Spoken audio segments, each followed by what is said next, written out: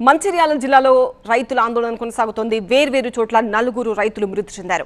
గంపలపల్లి కొనుగోలు కేంద్రం దగ్గర తండ్రి కొడుకులు మృతి చెందారు. కొత్తూరులో గోడ కూలి మరో 2 రైతులు మృతి చెందారు. న్యాయం కోసం రోడ్డెక్కాయి రైతు కుటుంబాలు. రైతులకు మద్దతుగా రోడ్డుపై బైఠాయించారు బీఆర్ఎస్ నేత జీవన్ రెడ్డి. 3.5 గంటలుగా రైతుల ధర్నా కొనసాగుతోంది. ప్రభుత్వ తీరుపై జీవన్ రెడ్డి విమర్శలు చేశారు.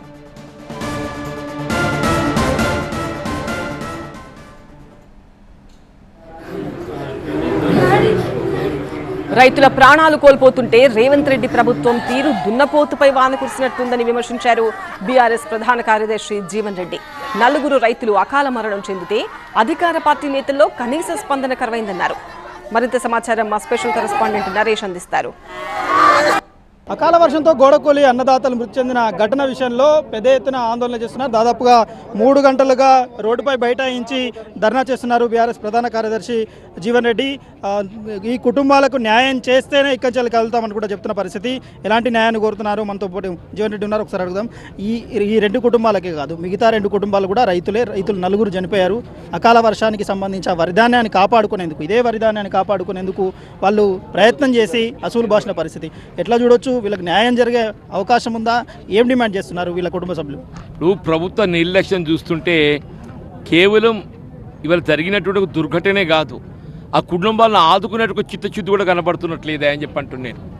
అంటే వాస్తవంగా ఏది అవుతుందో, వ్యవసాయ ఉత్పత్తులు పంటలు ఏదైనా కానీ సేకరణ చేయడం ప్రభుత్వ బాధ్యత. దాదాపు 1 నెల రోజులు గడుస్తుంది. కోతలైపోయి కళ్ళరికి వచ్చి 1 నెల రోజులకి వెళ్ళి తూకం వేయడానికి దాదాపు 2 వారాలు జాప్యం చేసిండు. తూకం వేసి 10 దినాలు గడుస్తుంది. తూకం వేసినానికి ఏదైతే 24 గంటల దాన్ని తరలింపు చేయాలి. అది ప్రభుత్వ బాధ్యత, దానికి సంబంధించిన అధికారుల బాధ్యత. వాళ్ళు ఏదైతుందో దాన్ని తరలింపు చేయలేకపోవడంతో ఈ అకాల వర్షాలు దాన్ని కాపాడుకుందాం అని చెప్పని ఆ తండ్రి కొడుకులు ఇద్దరు కూడా కవర్లు కప్పుదామని చెప్పి పోతే దానికి ఇవాళ గోడగూలి ఇక్కడ 2 దుర్మరణం, ఆడ ఇంకో కాడ ఏదైతుందో ఆడ కళ్ళాలు తూకం కాక ఆడకి 2 దుర్మరణం అని చెప్పి అంటున్నాం. ఈ 4 దుర్మరణం కావడం ఇది ప్రభుత్వ నిర్లక్ష్యం. ఒక విధంగా రేవంత్ రెడ్డి గారు నైతిక బాధ్యత వహించాలి. ఇవి ప్రభుత్వ హత్యలుగా పరిగణించాలి. గాంధీ కుటుంబం అని చెప్పి రాహుల్ గాంధీ గారు తీసుకొచ్చేసి రైతు డిక్లరేషన్ చేయించిందా? రైతు డిక్లరేషన్ ఏం చేయించిండ్రు? వ్యవసాయ ఉత్పత్తులు ఏవైనా కానీ కనీస మద్దతు ధర కల్పనతో పాటుగా 500 రూపాయలు బోనస్ కల్పించేస్తామని చెప్పాను. ఆ బోనస్ పక్కన పెట్టండి, ఆ కనీస మద్దతు ధర దిక్కులేదని చెప్పంటు నేను. అంతకు పూర్వం అధికారంలో బీఆర్ఎస్ పార్టీ ఇలా రైతు బంధు ఎకరా 10,000 రూపాయలు ఇస్తుండే. కాంగ్రెస్ వస్తే 15,000 ఇస్తామని చెప్పాను.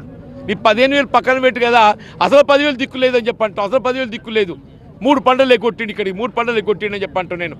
ఈ సంఘటన పూర్వపర తెలియడంతోనే ఒక బాధ్యత గల రైతు బిడ్డగా చెప్పంటూ నేను ఒక రైతు కుటుంబం వెళ్ళి వచ్చి వచ్చి ఏదైతుందో ఆ కుటుంబాన్ని ఆదుకోవాలి. ఈ తల్లి ఏదైతున్నదో ఒకవైపు భర్త పోయిన దుఃఖం, ఇంకోవైపు ఏదైతుందో కానిస్టేబుల్ ప్రిపేర్ అవుతుండు. ఆ పిల్లోడు ఏదైతే కనీసం ఉద్యోగం వస్తే కుటుంబం దాత చెప్పి ఆశపడితే అటు భర్త ఇటు కొడుకు ఇద్దరి ప్రాణాలు పోగొట్టుకొని నడి రోడ్డు మీద 4 గంటలకు వెళ్ళి ఏదైతుందో ఇక్కడ రోడ్డు కూర్చుంటే కనీసం మానవత్వం లేదు. మర్యాద ఒకవైపు పోలీసు వాళ్ళు ఒత్తిడి, ఇంకో రెవెన్యూ అధికారులు జాప్యం. మీరు దరఖాస్తు ఇవ్వండి, దరఖాస్తు ఇస్తే మేము దాన్ని ఏంటి దరఖాస్తు ఇస్తే పరిశీలించేది? సంఘటన మీ బాధ్యత కాదా? ముందు అధికారుల మీద చర్యలు తీసుకొని సస్పెండ్ చేయండి. 4 కుటుంబాలకు ఏది ఇస్తుందో తలా 50 లక్షలు ఇస్తే ఎంత అవుతాయి? 2 కోట్లు అవుతాయి. ఆయన ఫుట్బాల్ ఆట, ఆయన కాలక్షేపానికి ఏదైతుందో 40 కోట్లు ఖర్చు పెట్టిండు. ఆయన కాలక్షేపానికి 4 కుటుంబాలు ఆదుకోవడానికి వరకు 2 కోట్లు అయితే 50 లక్షలు. 3 గంటల నుంచి రోడ్డు మీద బైఠాయించారు ఎర్ర ఎండలో. ఒకవైపు రైతు కుటుంబాలు, బాధిత కుటుంబాలు ఎవరైతే ఉన్నారో బాధిత కుటుంబాలు కూడా మీతో ఉన్నారు. కనీసం ప్రభుత్వం నుంచి కానీ జిల్లాధికారుల నుంచి కానీ ఏమైనా స్పందన వచ్చిందా? మీరు అడుగుతున్న దాని డిమాండ్కు నెరవేరే అవకాశం ఉందా? ఏమి స్పందన కట్టడం లేదే. దున్నపోతుందో వాన పడ్డట్టుందా అని చెప్పండి. దున్నపోతు అని తెలుసు కదా సార్, దానికి ఏమి తెలియదు అన్నట్టు. రేవంత్ రెడ్డి గారి ప్రభుత్వం ఏదో దున్నపోతులు ఎక్కువ ఉందని చెప్పి అంటున్నా. దాని వర్షం పడితే ఆ వర్షం దానికి తట్టు, అదే దానికి ఏం ఆనినట్టు కాదు. ఈ ప్రభుత్వానికి ఏదైతుందో 4 రైతులు దుర్మరణం పాలైతే కనీసం మానవత్వం లేదు, కనీసం చెల్లడం లేదని చెప్పి అంటున్నా. ఆయన ఒక రైతు బిడ్డ చెప్పుకుంటాడు. నువ్వు రైతు బిడ్డ అయినట్టయితే 4 రైతులు నీ ప్రభుత్వ వైఫల్యంతో చనిపోతే ఆ కుటుంబంలో ఆదుకునే బాధ్యత కాదే? ఎందుకే ప్రభుత్వం? ఎవరు కూడా ఈ విధంగా ఆటంకాలు ఏర్పరచాల్సిన అవసరం లేదు. ప్రయాణికులు ఎవరైనా బొమ్మని చెప్పంటాం తప్పేదైతే ఎవరికి ఆటంకాలు ఏర్పరచడం లేదు. మేమే వాళ్ళు వేఅవుట్ చూపెడుతున్నాం బాబు చెప్పంటున్నాం. మేమే వేఅవుట్ చూపెడుతున్నాం. వాళ్ళు మాలాంటి సోదరులే. ఇక్కడ ఏదైతుందో తోటి బిడ్డ సంఘీభావం కూర్చోవడం తప్పేదైతే ఎవరికి అసౌకర్యం కల్పించడం ఉద్దేశం కాదు.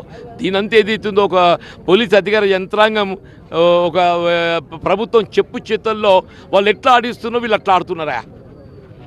అక్కడికి వెళ్ళి మీదికి వెళ్ళి సీఎం ఆఫీస్కి వెళ్ళి రేవంత్ రెడ్డి ఎట్లా ఆడిపిస్తే ఈడ అధికార యంత్రాంగం అట్లా ఆడుతున్నది. ఇది జీవన్ రెడ్డి గారు చెప్తున్నది. ఎవరికి ఇబ్బంది కలిగించాలని కాదు, బాధిత రైతుల పక్షాన నిలిచాం.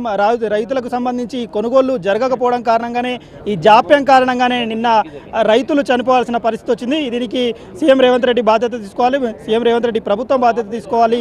నష్టపరిహారం ఇచ్చేంత వరకు మేము ఇక్కడి కదిలేదు అంటూ బీఆర్ఎస్ ప్రధాన కార్యదర్శి జీవన్ రెడ్డి చెప్తున్నమాట. కెమెరా పర్సన్ ప్రవీణ్ తో నరేష్, టీవీ 9 లక్ష్మీపేట.